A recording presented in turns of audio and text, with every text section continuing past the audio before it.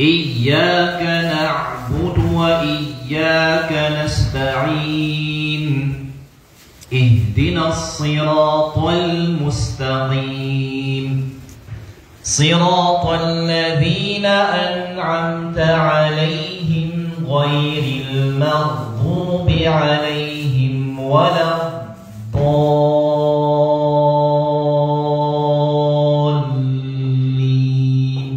Masya Allah. Amin. So kapatid, ganito ang pagbigas ng Suratul Fatiha.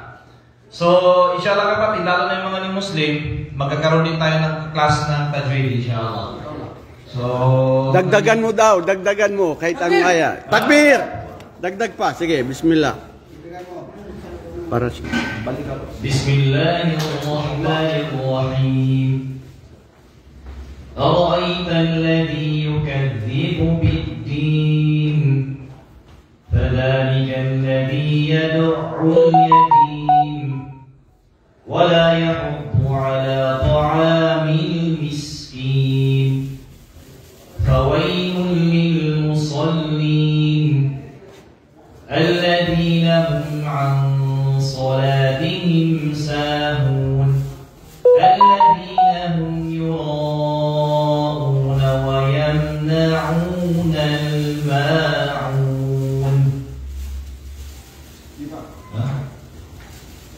So, ganyan ang pagbabasa ng banal na Quran. Meron sinasabing tajweed. So, kinakailangan kapatid, lalo na yung mga new Muslim, pag-aralan mo ito. At sa meron sinasabing makharijul huruf, nilalabasan ng mga bawat baita, bawat letter ng Arabic language. Meron sinasabing 28 na letters, bawat letter doon ay mayroong nilalabasan dito sa ating bibig. So, hindi katulad ng English, kumbaga, yung Arabic, bawat harf ay mayroong nilalabasan na letter sa ating bibig. So, yung English, gaya ng English, nakasanayan natin, katulad ng A, yung mayroong sinasabing vowel at saka mayroong consonant. Sa Arabic din, mayroon din vowels. Kasi hindi mo mabigkas yung word kung walang vowels. At yun ang sinasabing harakat. Inshallah, pag-aaral natin yun. At saka sa Arabic din, mayroong, ay sa tajweed, mayroon din mga pinapahaba, pinapaiksi ang boses natin. So, mapag-aaral din natin sa tajweed. Inshallah, pag-aaralan yun. So dahil kapatid, yung oras din natin nalabot tayo sa basketball at wala akong masabi ngayon kasi yung putak ko ay medyo simula ka ako na busy na yung mga brother. So inshallah, nandito rin si engineer, ang lalasan ng engineer sa pagpunta niyo po dito. So may electric ka, may pupuntahan ka. Kayo ni Chef? May ay bukla ka ng 5 PM na. Bakit daw? Anong meron? May kakasal ba? O hindi, meron tayong programa. Inshallah. Kaya,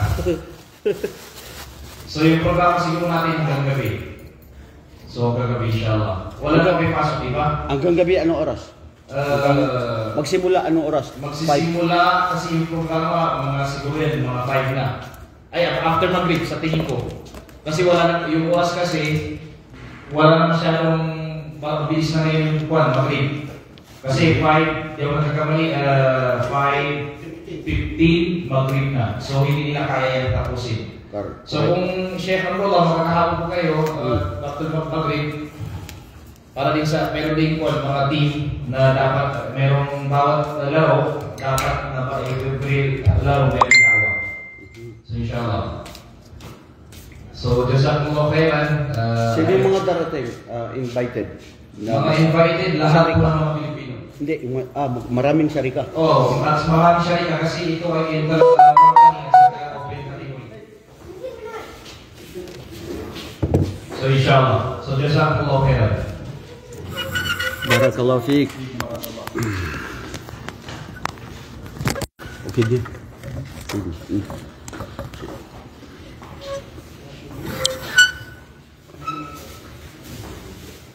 أعوذ بالله من الشيطان الرجيم بسم الله الرحمن الرحيم الحمد لله والصلاة والسلام على أشرف الأنبياء والمرسلين سيدنا ونبينا محمد أرسله الله بالحق بشيرا ونذيرا وبين يديه الساعة من يطع الله ورسوله فقد رشد ومن يعص الله ورسوله فلا يلوم إلا نفسه ولا يضر الله شيئا اللهم لك الحمد كله ولك الشكر كله نحمدك يا ربنا وتب علينا ولوالدينا ولسائر المسلمين اللهم زدنا العلم إنك أنت السميع العليم يا أرحم الراحمين أيها الأحبة في الله دائما وأبدا نشكر الله سبحانه وتعالى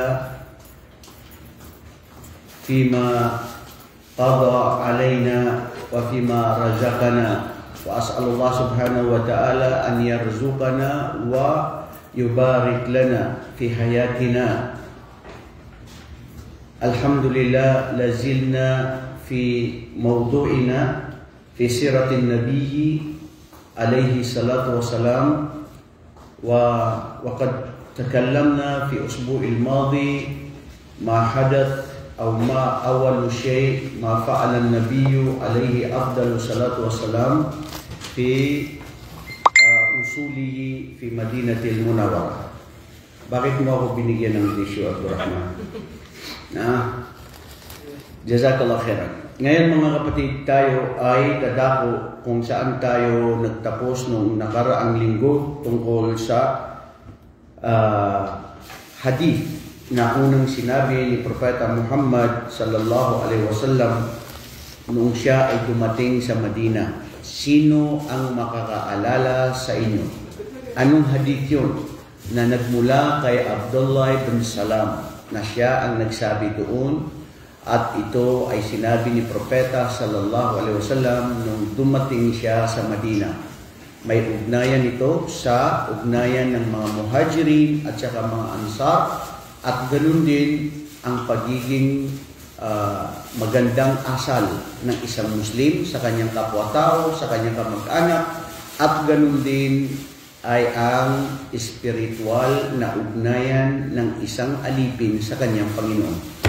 Sino ang makakaala-ala? Maaalala mo kaya? Oh, bismillah, Abdullah. Matapang ang kape mo ngayong araw na ito. Masya Allah. Wala nang asukal. Alam mo, dati nag-asukal ako, pero ngayon, masarap pala pag ang kape walang asukal. Sige, sino makakasagot? Ano yung hadith na yun? Hadithus salam. Yusammunaha hadithus salam.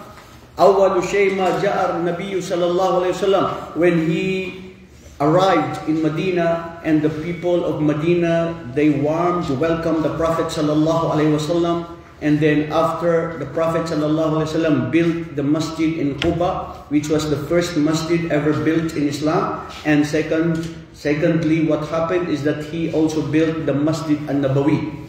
Then after he built the Masjid an-Nabawi, and then of course there is no reason why the migrate in the original people of Medina, they should have to be, to make strong ties of their relation between the brotherhood, diba?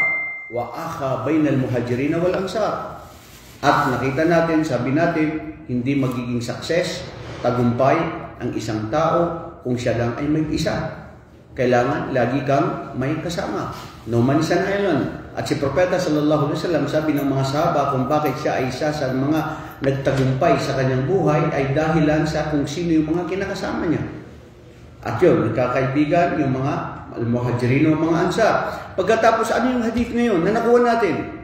Yeah, pakainin ng mga nagugutom at saka spread ang salam. Masya Allah. Oh, nakita tingnan nyo ba Abdurrahman? Di ba, bro? Ya ayuhan nas, afsus salam, wasilul arham, wat'imut ta'am, wasallu bil-lail wan nasu niyam tadkhulul jannata bis-salam. هذا هو ما قال النبي صلى الله عليه وسلم عندما وصل إلى مدينة المنورة فأخبر هؤلاء الناس المهاجرون والأنصار فأخى بينهما. At ito at naging dahilan, mga kapatid, ganito kahalaga ang ating pagbibigay ng salam sa ating kapwa. Ito ay batian ito ng mga tao na tatanggapin ng Allah subhanahu wa ta'ala sa kanyang paraiso. Wa tahiyyatuhum fiha salam. Gagamitin natin sa paraiso yung salam. Mga kapatid, sa paraiso, ang tao makakapasok sa paraiso, unang pagpasok pa lang sa paraiso, ang mga anghel ng Allah babatiin ang mga taong papasok sa paraiso. Assalamu alayka ya Abdurrahman, assalamu alayka ya Fahad, ya Hussein. Qad radiyallahu anka wa ghafara anka wa anta min ahlil jannah. Allahu Akbar. Isipin mo yun, bro. Unang pagpasok mo pa lang sa pintuan ng paraiso, may mga anghel na nakaabang na hindi mo kilala, pero kilala ang pangalan mo. Kilala ang pangalan mo at kilala ka ng Allah. Dahil kilala ka ng Allah, kilala ka ng mga ahlus sama. At sasabihin niya, yang mga taong yan, ang silang kinalugdan ko at nababagay lang sa kanilang aking habag at kapatawaran. At ito ang paraiso na ay aking itinalagad sa kanila. Bilang ito ang kanilang buhay na walang hanggan. Magsasalam sila sa iyo, bro. Assalamu alaik. Ibig sabihin ng kapayapaan, ang katahimikan, ang pagbati ay mapasayo. Ibig sabihin walang kapahamakan sa iyo. Dahil ang Muslim sa kanyang kapwang Muslim ay panatag. Panatag ang kanyang kamay at ang kanyang dila sa kanyang kapwa Muslim. Hindi dapat ang isang Muslim sa kanyang kapwa Muslim ay marahas magsalita, nakakasakit ng puso o di kaya ay magpapahamak sa kanyang buhay. Ayaw mo mapahamak buhay mo, bro, di ba? Itaas ang kamay sa inyo, gusto niyo mapahamak ang buhay niya. Wala. O, bakit mo pinapahamak ang buhay ng isang kapatid mo? Na ayaw mo pala yung sa sarili mo. Gusto mo na nililibak tayo? Sinong gusto na nililibak siya? Itaas ang kamay. Abdurrahman. Ayaw mo sabihin na ikaw ay maliit na tao? Okay lang yun, no? Hindi ka nag-iisa. Magkakasama tayo niyan. Mga kapatid, ibig sabihin kung ano ang ayaw mo sa sarili mo, ay yun din ay dapat doon sa kapatid mo na wag mo siyang gawin sa kanya yung anong ayaw mo. This is the general rule. Di ba? Do not do unto others what you do not like do unto you. Simply as that. And this is also Islamically. Pangalawa, salam mga kapatid. Pag nagsalam ka, may gantimpala. May kapatawaran. Allahu Akbar. Where you can find this? Only in this religion. When you shake your hand between you and your brother, hindi pa naghihiwalay ang kamay ninyo, pinatawad na kayo ng Allah sa inyong kasalanan. Ano ngayon ang makikita mo sa mga Muslim? Hey Joe! Ishada Joe. Good morning Joe. Mafi, good morning. Anta, miskin, taaban. What is good in the morning? Pero ikaw ay ang dami ng problema mo, sasabihin mo sa kanya, sabi niya, wala, ako'y labot sa imong problema ba? Dagan yun akong problema. Ayaw, iyasadsa ko Yung ba bro? Ni, ang Islam, magandang pakikitungo. So, anong pangalawa sinabi ni Propeta? Makitungo ng mabuti sa inyong mga kamag-anak. Ilan ang biktima sa atin ngayon na mga kamag-anak natin hindi natin kinakausap? Bakit di mo kinakausap? Ako po tanan. Mihingi. May sama ng loob siguro. May sama ng loob, pera, kapangyarihan, lupa na pinag-aaway-awayan. Samantala, si Propeta Muhammad sallallahu alaihi wasallam na sinabi niya, la tadkhulul jannah qati'ur rahim. Hindi tatanggapin sa paraiso iyaon siya na pinutom niya ang kanyang ugnayan sa kanyang kamag-anak.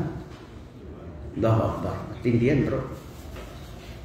Paano pa kayong ilang 3 araw na hindi mo kinakausap ang kamag-anak mo? Minsan salita lang tayo, ito ang Islam, pero kung titignan talaga natin sarili natin, nasaan tayo sa pagsasagawa ng Islam. Totoo yan. We have to be honest with ourselves. Napakadali magsalita eh. Nandiyan yung mga aral ng Islam.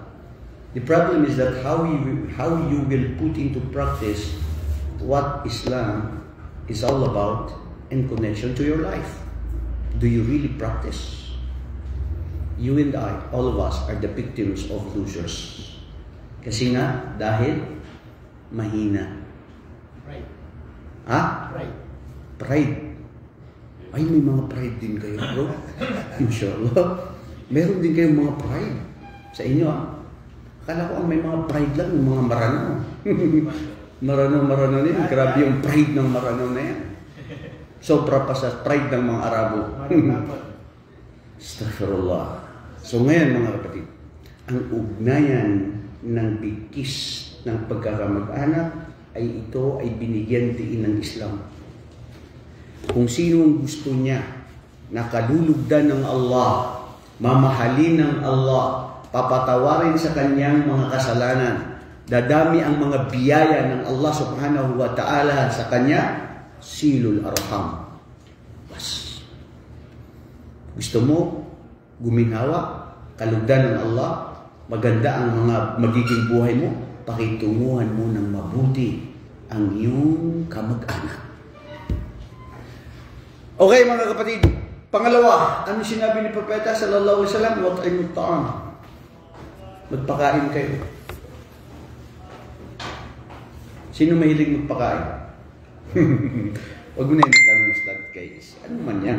Sariling ano yan, Ustad. Ako, minsan siya, hindi. Pero wallahi, alam mo sarili mo kung mahilig ka o hindi. O napipilitan ka lang. Magdasal sa madaling araw. Ang totoo niyan, bro. Wallahi, sa totoo lang. Ang sino mang tunay na tao na nandito sa kanyang puso, na maski wala siyang pera, maski wala siyang may pakain, pero nandito sa kanyang puso na gusto niyang magpakain, mayroon ka ng gantimpala sa Allah, kapatid na Khalid. Tignan nyo, ulitin ko. Wala akong pera, wala akong kakayahan, pero gusto-gusto ng puso ko, ng sarili ko, ng magpakain, na sana mapakain ko ang mga kapatid na ito, ang mga mahirap na to, kaibigan, o mga kamag-anak. Pero wala akong kakayahan. Pero dahil sa dalisay at busilak ang puso mo, ipinasulat na ng Allah sa mga anghel na ang gantimpala na maibibigay sa iyo ay nakuha mo na. Naisulat na wala kang nagawa. Dahil lang sa puso. At ito ang delikado. Nagpakain ka, namigay ka pa ng pera, papuntahin dito yung mga tao na yan kasi mga busaw man yan. Para makakain sila kadisirang pagkakansad na sa orong.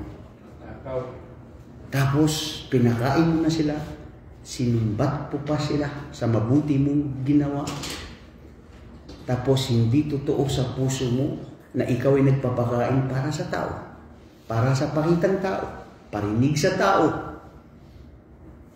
Alam ng Allah kung ano sa puso mo. Layunin, bro. Wala tayong pwedeng itago sa Allah. Inalaan, alam niya kung ano ang sa puso ng bawat isa.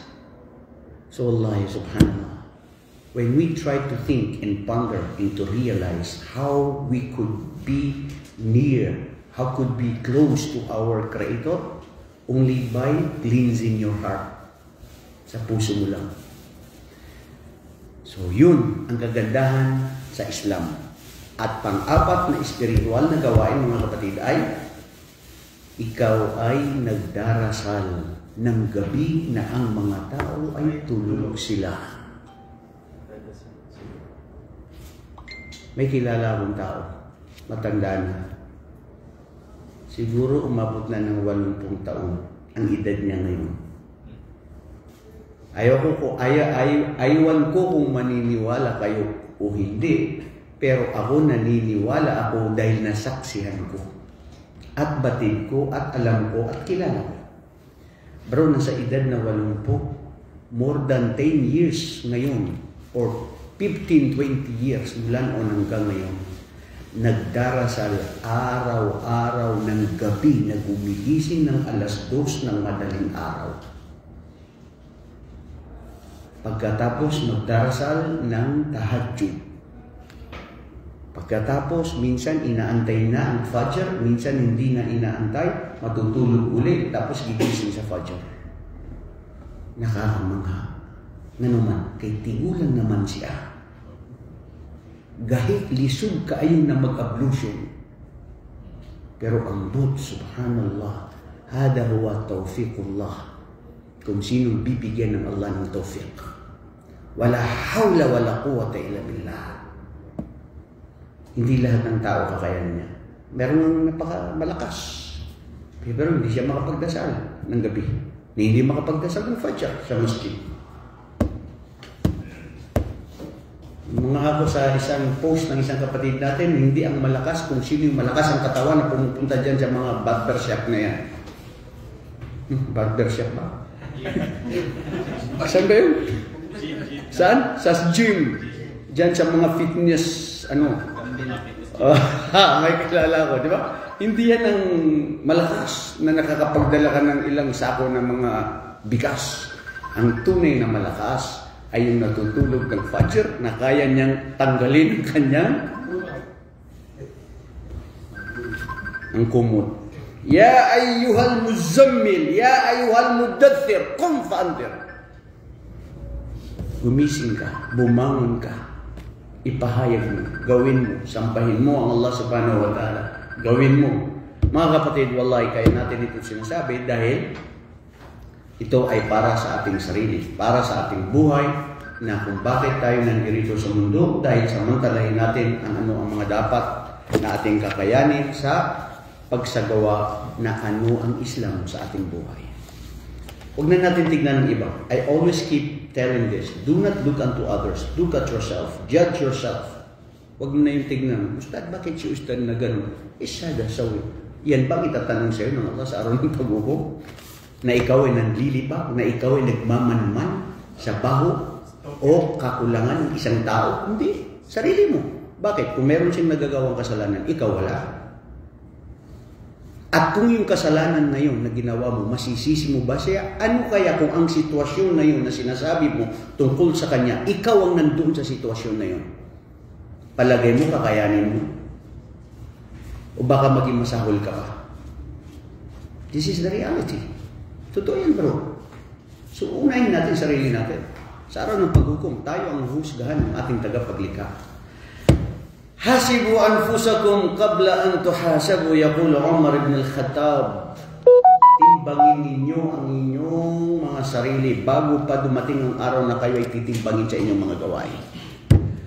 Okay, without a further ado, we will return back again to the reality of what happened to the Prophet Muhammad sallallahu alaihi wasallam when he arrived in Medina. Ustad, ano nang nangyari? Naputol tayo dun sa sinabi mong hadith, ito, naputol, ito, kinunin natin na ngayon. Continue, di ba? Okay. So, ang nangyari, sa pangalawang taon na ng Medina, second year in Medina, ano yung mga kaganapan? Maraming mga kaganapan. Sa tarikh ng Islam, sa kasaysayan ni Propeta Muhammad sallallahu alaihi wasallam na nangyari. Kasi isipin nyo, ang tunay na pagsasakilos, pagsasagawa ng Islam ay naganap doon mismo sa Madina noong dumating na si Propeta Muhammad. Doon sa Makkah, wala silang kakayahan. Kaya limitado kung anuman ang mga ginagawa nilang ritual o pag-uutos ng Allah. At walang mga ipinag-uutos doon ng Allah sa oras na yun. Dahil sa Madina, napagtanto nila na kaya na nila, may lakas na sila, may puwersa na sila, totoo na sila sa kanilang mga pananampalataya, nararapat lang dapat na isakilos at isabuhay ano ang mga batas na syariah ng Allah na gusto ng Allah sa pamayanan ng mga kamusliman. Anong aral dun? Ang aral doon ay hindi sa'yo ibibigay ng Allah o ipag-uutos sa'yo ang hindi mo kakayanin. Kaya nyo na magdasal. Kaya nyo nang mag-ayuno. Kaya nyo nang makipaglaban sa sinong kumakalaban sa inyo. Go! Sa magkakaya nila? La. Hum du'afa. Hindi nila kakayanin. So ang Islam, nababagay sa oras, sa lugar, sa panahon na dapat mangyari. Nangyari ang Ghazwatul Badr al-Kubra. Ano yun? Pakiulit. Ghazwatul Badr al-Kubra. Mga kapatid, ang Ghazwatul Badr, subhanallah, nung kami pa ay mga estudyante sa Madina, nakarating na ako sa Badr. Sinaksihan ko mismo. Nakita ko doon yung lawha, nakasulat na signage. Alam mo, maganda siguro minsan, sana ang Islamic Center na ito, Adam, i-request natin, mayroon naman tayong mga bus, wag lang tayo dyan pumunta sa mga gilid ng mga tabing ilog na yan. Punta tayo minsan sa mga, the reality, na mga naganap sa Tabuk, history, dyan sa Madina, yung mga kaganapan, may trip. Kung sa school nga, meron tayong mga trip-trip na minsan didiscover yung ano, di ba? O dito pa kayo na pwede tayong pumunta. So sabi ko, dun sa kaklase ko na si Hamza na isang Saudi, sabi ko, malapit dito ang Uhud. Sabi niya, dito 150 kilometers away from here in Medina. At may dagat doon. Sabi ko, ana abga roh hinak. I want to go there and to visit. Wallahi, sabi niya, Amrullah, walang problema. Punta tayo, sabi niya, sa araw ng Sabado. Kasi sa Medina, wala kaming pasok, Friday, Saturday. After Fajr, pumunta siya sa dormitory ko. Kasama ko yung kaibigan ko na taga-Albania. Pumunta kaming tatlo, naligo doon. Nakita ko mismo yung lugar na kung saan doon naglaban at nangyari ang Ghazwatul Badr al-Kubra. Tinawag na Ghazwatul Badr o unang labanan na malaking labanan sa Islam sa oras na yaon. Bakit naganap? Palagay niyo. O anong dahilan? Bakit naganap? Ang lahat may dahilan, di ba? Anong dahilan?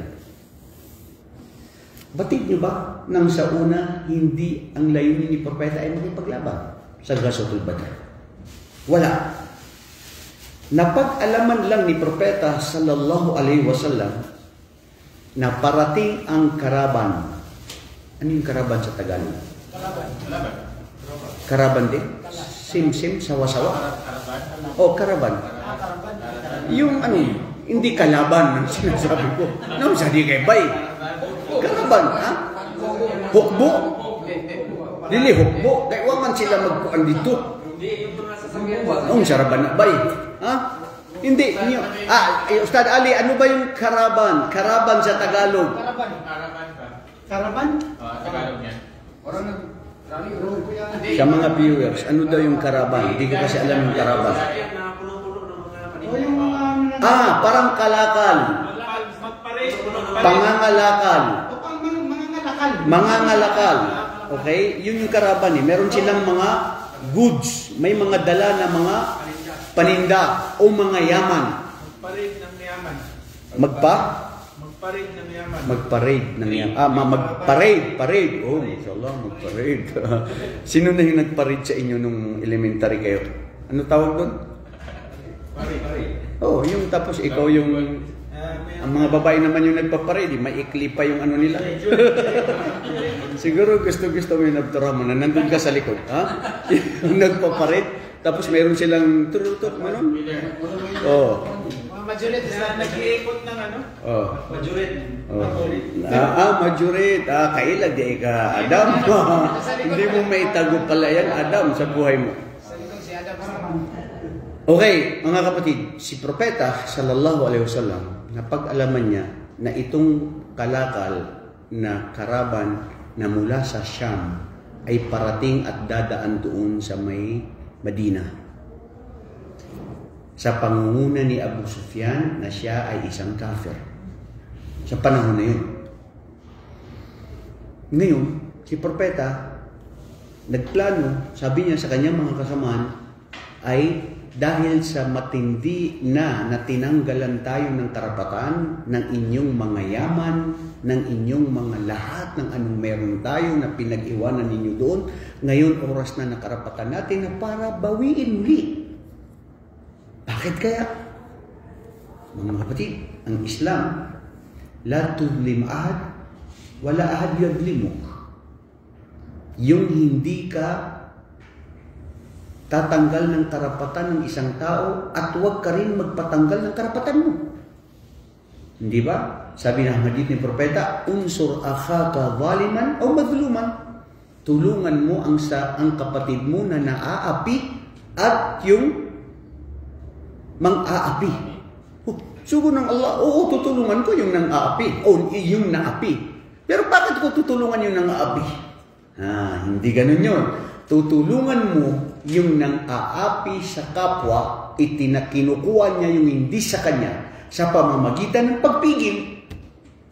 So karapatan natin yan, atin yan, patuloy sila na ganyan ang ginagawa nila natin, kukunin natin ngayon. Dumating sila doon sa lugar at napag-alaman ng mga Quraysh at ipinabalita kay Abu Sufyan, iniban niya ang daan, pero matalino si Propeta Muhammad.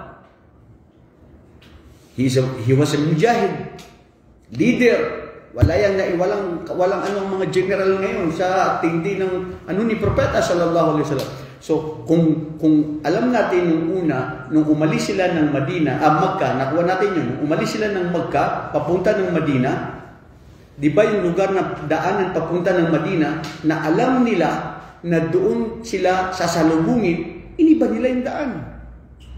Dahil ganun din si Abdullah ibn Qurayyid na binigyan ng ni Abu Bakar as-Siddiq bilang babayaran niya para sa ituro lang sa kanila yung daan papunta ng Madina.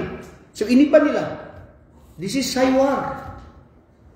Utak, ang pakikipaglaban utak. Gusto mo mamatay ka na tapos hindi mo ginapit ng utak mo kung ano yung dapat depensa sa sarili ko.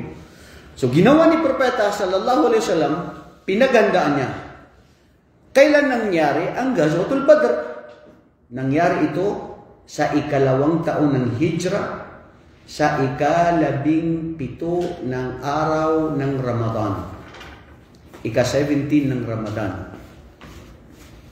Ang bilang ng mga Muslim ay 313.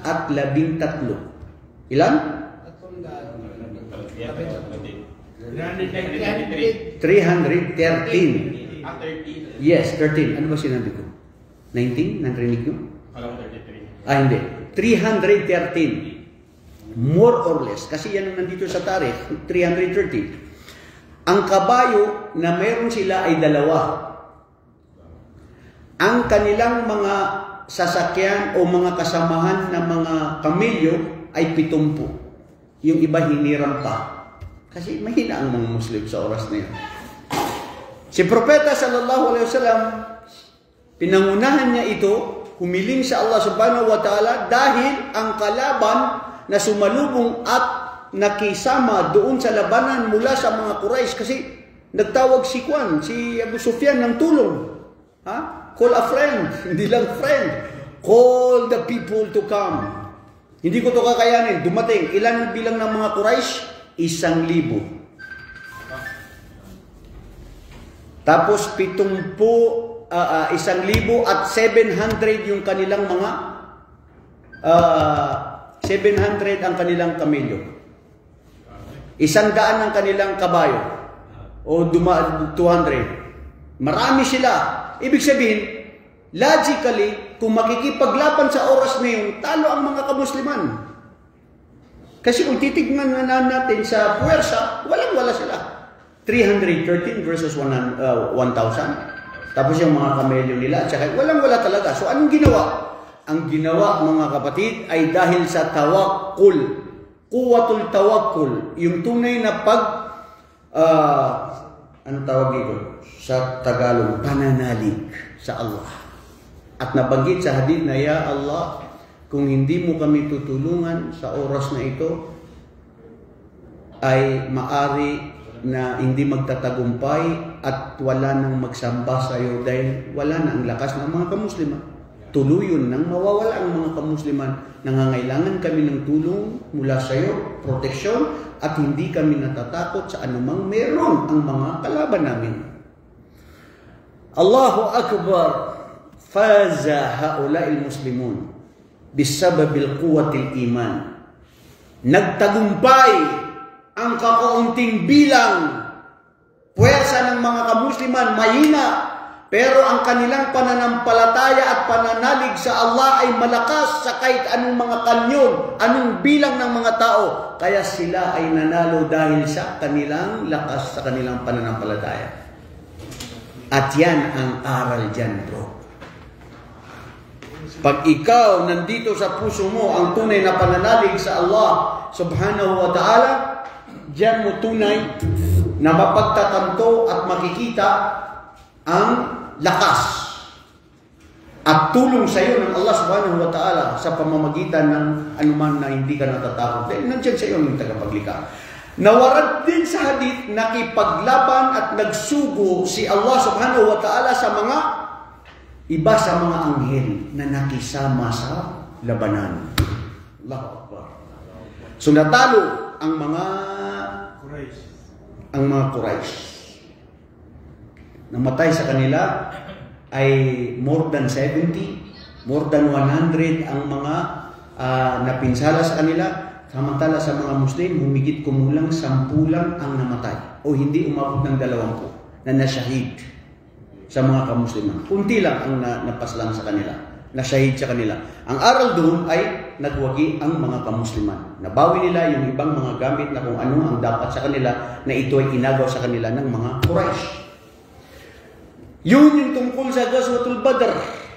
Ano ba ang nangyari? Sa 2nd taon ng Hijri, dito rin naganap na siyempre naiupag-utos na kay Propeta Muhammad ang pagsasala. Hindi ba? Sa Magka pa lang. Naipag-utos na. Kasi saan ba nangyari yung Laylatul Isra wal Miraj? Sa Madina o sa Magka? Sa Magka. Siyempre, of course, sa Magka. So pinag-utos pa lang na magdasal na sila sa Magka. So doon sa Madina, doon na kung saan dito ay yung kibla ay nabago. Dahil sa pagmamalaki ng mga Hudyo, ng mga Ahlul Kitab, na sila daw ang mahal ng Allah, sila daw ang mga anak ng Diyos, sila daw ang may karapatan ng lahat, pati ang kibla dito sa amin sa Masjid al-Aqsa, sa Qiblatain, at kibla dito sa Jerusalem, kaya nasa sa amin pa rin. Nangyari sa Madina sa 2nd ng Hijra, sa Masjid al-Qiblatain. Mga kapatid, sino nakapunta sa inyo sa Madina? Masjid Qiblatain, hawali min Masjid Qiblatain ila Jamia al-Islamiyya, anta tamshi hunak bas hawali 20 dakika. Only 20 minutes when you walk from the Masjid Qiblatain papunta ng University ng Madina. Alam ko yan kasi yan yung, kumbaga, it is my rendezvous. This is the place where I love to stay most of my time. Lalo na pag kami ay nag-aaral. Doon sa Qiblatain doon. Doon nangyari, nagdasal ang mga Muslim sa Dhuhr at saka Asar, pero ay nabago ang Qibla. Qiblatain is Muthanna. Mamana Qiblatain Muthanna. Qibla is Wahid. Pag ginawang Qiblatain, daging dalawa ang direksyon. Unang pagdasal nila ay nasa Qibla sila ng Masjid al-Aqsa. Pero sa oras na yun, dumating ang wahi na revelasyon mula sa Allah subhanahu wa ta'ala, فَوَلِّ وَجْهَكَ شَطْرَ الْمَسْجِدِ الْحَرَامِ min Masjid al-Aqsa ila al-Masjid al-Haram. Binago na ng Allah subhanahu wa ta'ala. Anong sabab? Anong dahilan? Si Propeta sallallahu alaihi wasallam, nung nandoon siya, minsan tumitingin siya sa kalangitan. At nagmuni-muni na nagsasabi na sana maging kibla itong sa Makkah. Fastajaba Allahu du'aan Nabi sallallahu alaihi wasallam, at tinanggap ng Allah subhanahu wa ta'ala ang mithiin ni Propeta sallallahu alaihi wasallam. Naganap ito sa 2nd Hijra ni Propeta sa Madina, na kung saan ang kibla na dati ang mga Muslim ay sa Masjid al-Aqsa, napunta na sa Masjid al-Haram dahil sa habag awa, pagmamahal ng Allah subhanahu wa ta'ala sa kanyang propeta at sa mga kamusliman. Ano ngayon ang sinasabi niyo kayong mga Hudyo na masyado kayong magmamayabang sa inyong sarili? Wala na. Ito na. Nawala na sa inyong kibla. Dito rin nangyari sa ikalawang taon ng Hijra ang pag-uutos sa Zakatul Fitr. Na wajib na. Bakit? Kasi di ba nag-Ramadan na. So nag-ayuno ang mga Muslim.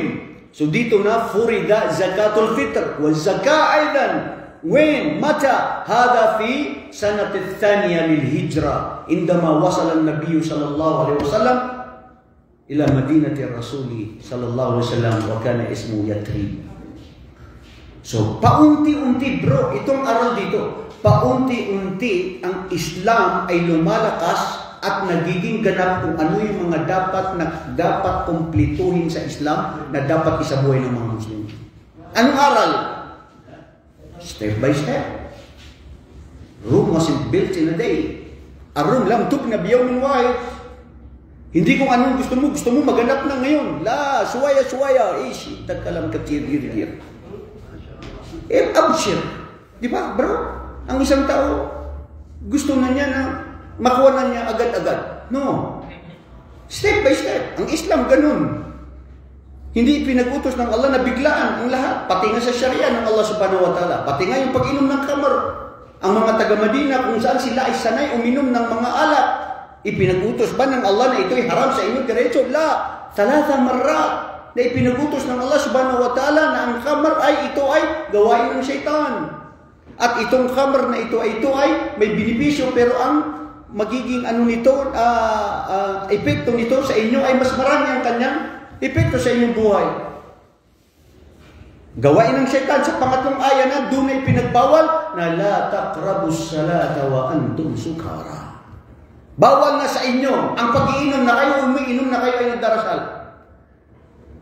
Kaya sa mga ubog na mag-inom-inom na ngayon na nagdarasal, bro, walang silbi ang pag-inom mo, bay. Kasi wala ka sa sarili mong utak.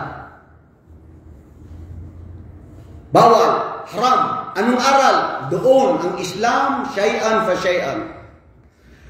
Dito rin naganap sa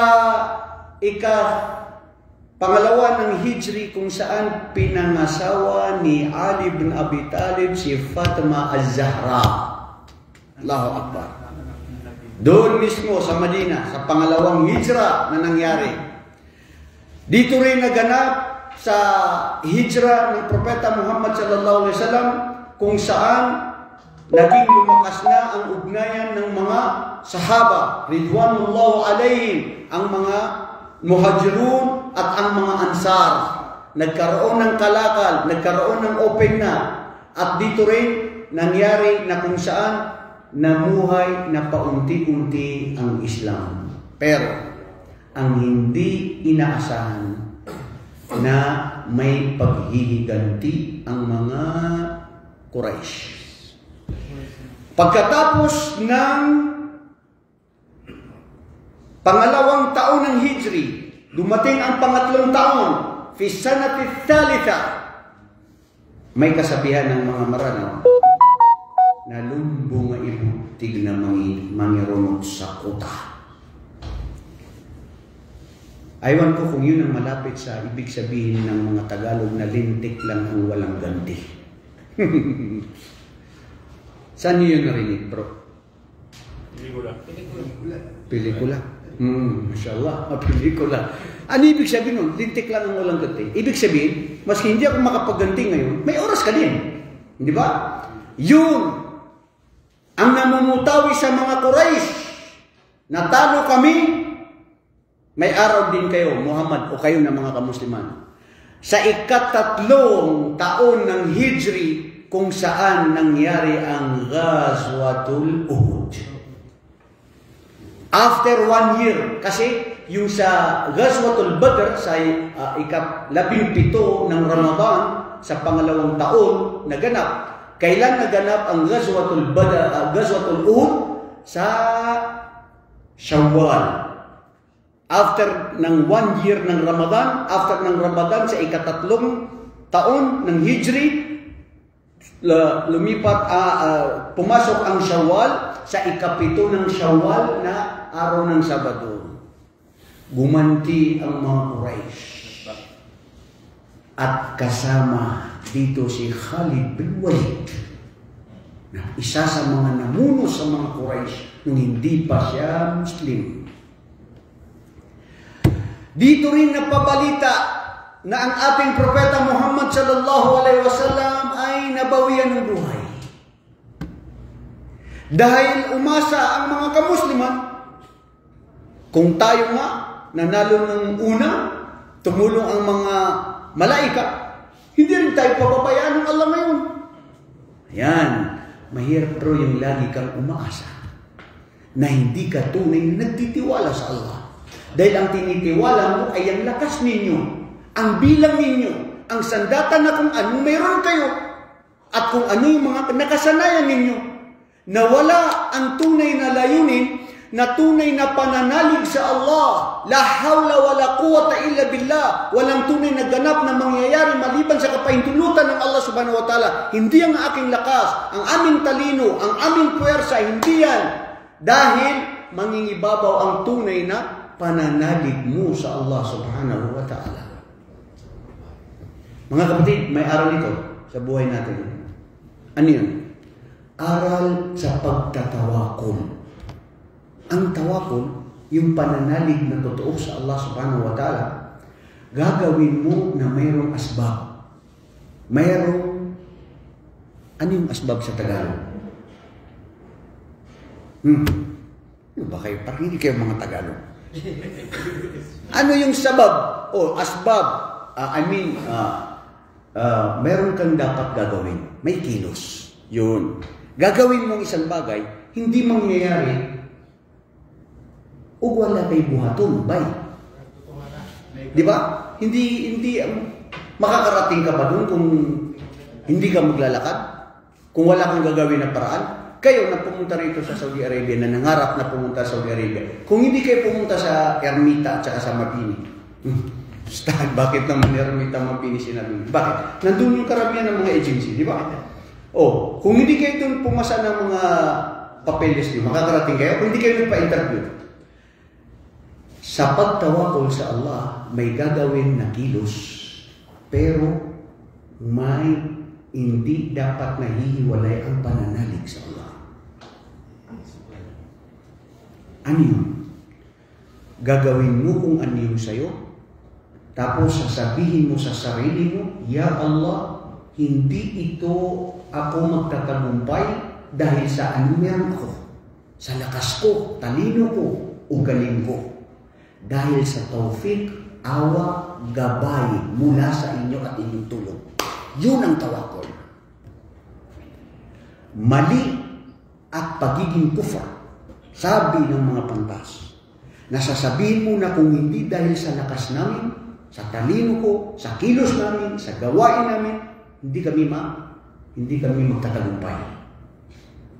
Dahil doon ka nanalig sa lakas mo, nawala yung pananalig mo sa Allah, tinanggalan mo ng karapatan ng Allah, wa ma tasyauna illa ay yasha Allah. Walang mangyayari maliban sa kapahintulutan at kagustuhan ng Allah subhanahu wa ta'ala. So, kailangan magkasama yun. At hindi rin pwede na lubusang tunay na nagtitiwala ka sa Allah. Ya Allah, gagawin ko ang lahat. Ya Allah, mananalig ako sa iyo, maski hindi ako gagawa ng kilos. Dahil ang pananalig ko sa iyo ang iyong mangingibabaw. Na unsay imong gibuhat, wala kang kilos, wala kang ginagawa. Hindi rin yun pwede. Hindi yun papasa. So kailangan hindi mawala ang pananalig mo sa Allah na may kaakibat na gawa at kilos. At kung titignan natin ang Islam, mga kapatid, kayo na mga Muslim, hindi sapat na sabihin Muslim ako, naniniwala ako sa Allah, tatanggapin ako sa paraiso, pero hindi ka nagdarasal. Hindi ka nagdarasal ng 5 beses sa isang araw. Hindi ka nag-ayuno. Anong ginagawa mo? Wala, pabaya ka sa mga pag-uutos ng Allah subhanahu wa ta'ala. Paano ka kahabagan ng Allah? Paano mo makukuha ang layunin mo sa buhay mo? So, kailangan yung kilos, gawa, pagkatapos manalig ka sa Allah subhanahu wa ta'ala. Dito sa nangyari sa Ghazwatu Uhud, mga kapatid, dahil sa kanilang pagbibigay ng maluwag, nasabi nila, kaya natin yan. Walang problema yan. Natalo na natin sila nung una. Alam na natin anong paraan. Ngayon pa kaya? At sabi ni Propeta Muhammad sallallahu alaihi wasallam, o kayo ng mga sahaba, sa bilang ng 50 mga sahaba, sinabi niya, itong lugar na ito kay Zayd, sa isa sa mga sahaba, huwag kayong lumisa sa Jabalur Ruma o Rum, dito sa maliit na bulubundukin, doon yun sa Uhud. Ngayon, nandyan pa rin yung bakasan, nagpipicture-picture dyan yung mga tao. Pero di kami picture dyan. Huwag kayo umalis. Kahit anong mangyari. Sabi ni Propeta sallallahu alaihi wasallam, umalis. Bakit sila umalis? Dahil nakita nila na yung mga kalaban ay natalo na sila. Sabi nila, magwawagi tayo. Sinabi ko sa inyo, magwawagi tayo. Kakayanin natin sila. Ito na naman, magwawagi muli tayo. Sabi ng isa sa kanila, wag. Sinabihan tayo ni Propeta Muhammad na wag lisanin ng lugar na ito. Bakit kayo lilisan? Umalis. Sabi nila, natalo na ang mga kalaban dahil sa pagmamahal sa mundo. Ang mga napag-iwanan ng mga kalaban, gusto na nilang kunin pag-una-unahan yung mga yung mayroon sila. Nakayamanan. Lahat nandoon. Sabi nila, ano pang inaantay natin? Sabi ng isa sa kanila, ang leader nila, mga kapatid, sinabi ni Propeta Muhammad, huwag natin lisanin ito. Anong nangyari sa inyo? Hindi sila sumunod. Dito nangyari na ang mga kamusliman ay nahirapan sila. May mga nagsabi na talo sila. Pero subhanallah, ang pagbasa ko sa isang tarikh sa Islam, sa sira ni Propeta Muhammad, hindi yung itinuturing na sila ay natalo. Aral yun sa kanila. Kasi ang natalo ay yung namatay ang leader at sumuko ang sambayanan. Sumuko ba ang mga Muslim sa Ghazwatul Uhud? Hindi. Namatay ba si Propeta sallallahu alaihi wasallam? Hindi ba? Ano nangyari? Nahirapan sila sa kanilang sarili. Pinahirapan sila ng Allah subhanahu wa ta'ala dahil sa pagsubok na sila ay hindi sumunod sa pag-uutos ni Propeta Muhammad sallallahu alaihi wasallam, wa ati'u Allah wa ati'ur Rasul wa ulil amri minkum. Sundin niyo ang Allah at ang kanyang sugo at ang mga namumuno sa inyo. Kung bakit nakikita natin ngayon ang sambayanan ng mga kamusliman na hindi nagkakaisa dahil wala sa atin yung totoong turo ng Islam na sinusunod mo si Allah pero si Propeta Muhammad hindi mo sinusunod. Ang mga katuruan ni Propeta Muhammad, sablay ka. Idagdag mo pa, pati yung mga leader na namumuno sa inyo, nililibak mo, umaalis kayo, hindi kayo sumusunod. Paano mo makikita ang tagumpay sa isang sambayanan ng kamusliman? Failure. Samantalang pinagutos ng Allah, sumunod kayo sa kanyang sugo at sa mga namumuno sa inyo. Karapatan ng mga namumuno sa atin, mga kapatid, na sumunod sa kanila. Sam'an wa ta'atan. Importante, hindi sila nag-uutos na tayo ay gagawa ng pagiging haram o paglabag sa Islam o labas sa Islam. Kung anong kasalanan ginagawa niya, nangungurakot siya, anong ginagawa niya, pagbabayaran niya yun sa Allah subhanahu wa ta'ala. Pero hindi nangangulugan, ikaw ay magrarayot, aalis ka, tapos magkakreate ka ng anong gulo. Maslahatu muqaddam ala jalbil masalih. Yung pagpigil mo ng kasamaan ay mas kaaya-aya na pigilan mo yun kaysa sa gagawa ka ng kabutihan. Dar'ul mafasid. Ito yun. Dar'ul mafasid muqaddam ala jalbil masalih. Yung pagpigil mo ng kasamaan, bro, na maraming buhis na buhay na mangyayari o gulo, mas mabuti na huwag kang lumahok at pigilan mo yun na hindi mangyari yun kaysa sa gagawa ka ng kabutihan. Tignan nyo ang aral sa Islam. So ngayon, natalo, nahirapan sila, natanggalan ng ngipin si Propeta sallallahu alaihi wasallam, nagkadugo ang iba sa kanyang mga katawan, at namatay dito si Hamza na pinakamamahal ni Propeta sallallahu alaihi wasallam sa kanyang mga tiyuhin, napaslang dito, at grabe ang nangyari sa oras ng Ghazwatu al-Uhud. Ilang araw, nakauwi sila, nalungkot sila, nanghina sila. Bumaba ang talata sa Quran. فَبِمَا رَحْمَةٍ مِّنَ اللَّهِ لِنْتَ لَهُمْ وَلَوْ كُنْتَ فَظًّا غَلِيظَ الْقَلْبِ لَانفَضُّوا مِنْ حَوْلِكَ فَاعْفُ عَنْهُمْ وَاسْتَغْفِرْ لَهُمْ وَشَاوِرْهُمْ بَيْنَكُمْ أو وَشَاوِرْهُمْ فِي الْأَمْرِ. Tingnan nyo mga kapatid, itong tatlong aral na ito. Dito tayo ihinto na itong tatlong ito, ibuksan natin ngayon. Puso, isipan, na huwag natin kalimutan, na dala natin sa natitira sa ating buhay. Napakalaking aral. Quran mismo ang nagsalita, ang Allah subhanahu wa ta'ala. Palagay niyo, kung ikaw yun, ikaw ang leader, anong gagawin mo sa mga tao? Abdullah, ikaw ang leader, hindi kami sumunod sa'yo. Nakita-kita muli tayo, tapos na ang laban. Nag-meeting ka. Anong unang sasabihin mo sa amin? Sige nga. Abdullah. Hindi sumunod sa kautusan. Naunsay imong kuan. Anong gagawin mo sa amin? Hindi kami sumunod sa'yo. Wala kami nagtungo. Kay tigulang na ka. Hindi kami makinig sa'yo. Kay tigulang. Ayaw namin makinig sa'yo. Ano ngayon ang sasabihin mo sa amin? Ha? Ano ngayon ang sasabihin mo? Bro, reaction mo bilang isang tao. Sheikh Ali, may tumatawag sa'yo. Ha? Anong sasabihin? Wala kang sasabihin, bro. Ano ka? Manhid? Martir? Wala kang isulti sa amoa? Dili ka masuko?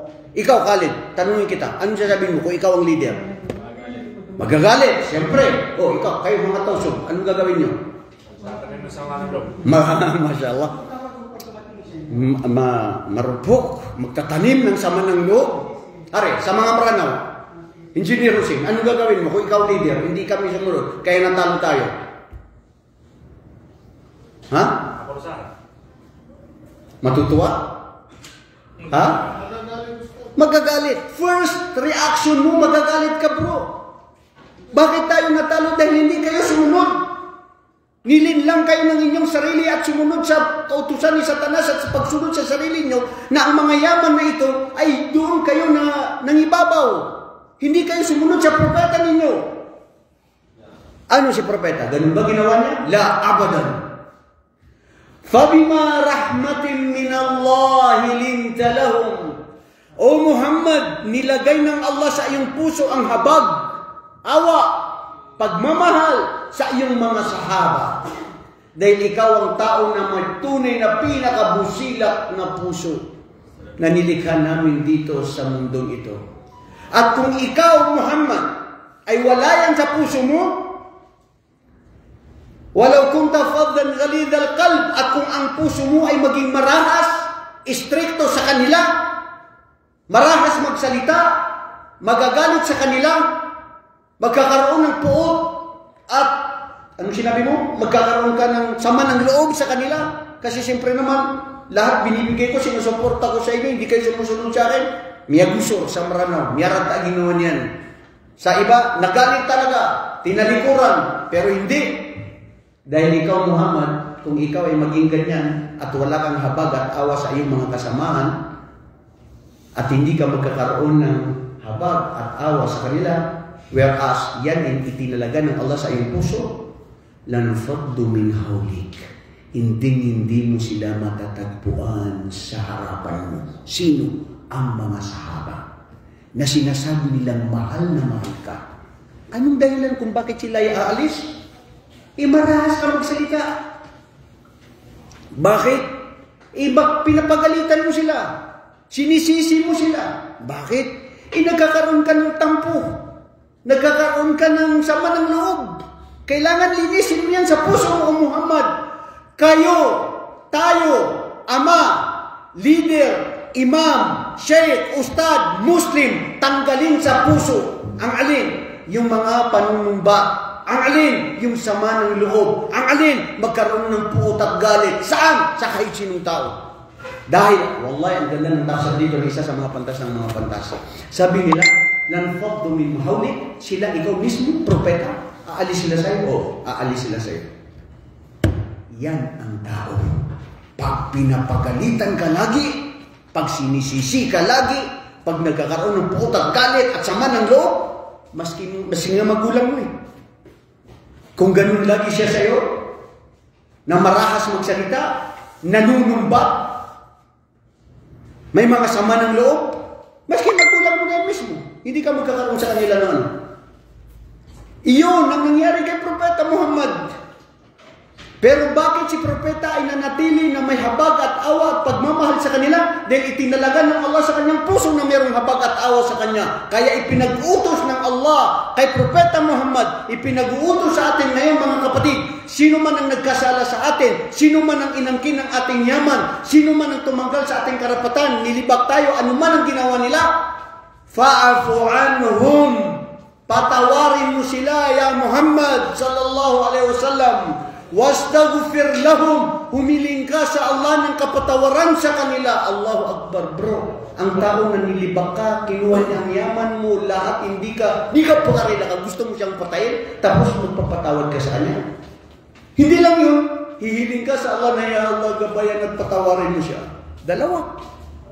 At hindi lang yun, pangatlo, washawirhum fil amr, at magkaroon kayo ng ugnayan sa mga tao. Lahat ng anuman ang gusto niyong gawin, bago niyong gawin, magkaroon kayo ng diskusyon, magkaroon kayo ng meeting, magkaroon kayo ng, anong tawag doon, delegation? Sa Tagalog, yung pagtitipon-tipon muna? Pagpupulong. Magkaroon ka ng pagpupulong, magkaroon kayo ng diskusyon, ano bang nangyari? Huwag yung decision mo lang lagi ang nangyayari. Sa isang pamilya, dapat ang ama ganun. Minsan kasi laging ama tayo, akala natin tayo na yung powerful, tama na yung sinasabi mo. Yun pala, mali yung mga decision mo. Kaya maganda rin, makinig ka muna sa kanila, Muhammad. Sa asawa mo, sa mga anak mo, bago ka magsalita, bago ka mag-judge. Judgmental ka kasi. So, subhanallah mga kapatid, anong aral ito? Magpatawad, humiling sa Allah na patawarin sila, at magkaroon ng konsultasyon sa mga tao. Diyan magtatagumpay ang isang leader, ang isang ama, ang isang ustad, ang isang sheikh, ang isang magulang, ang kahit sino sa atin magkaroon ng ganitong mga katangian. Takbir!